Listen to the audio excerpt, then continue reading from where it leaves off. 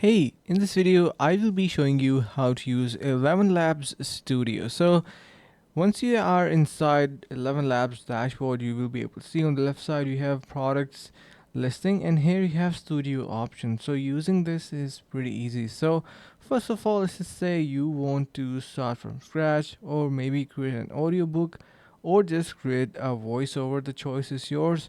You can simply do all of these functionalities inside your studio. So let's just say I want to start from scratch. I'm going to be selecting this option, and then in here I can simply type whatsoever I would like, or what I can do is simply upload a document as well, or upload a URL. So you can see we have multiple different options in here as well.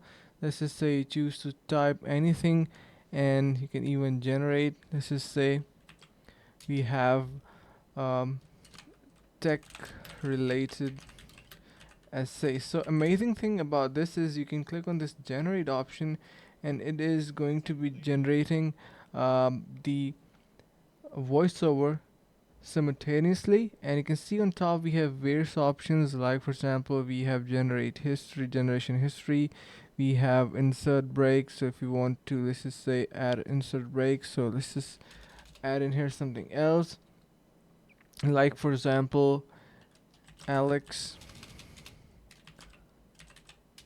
is an amazing student, but he don't like sports, something like that.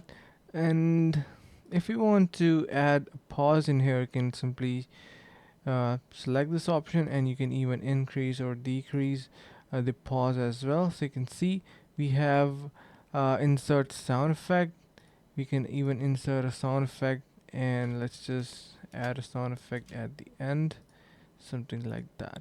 And let's just click on generate now.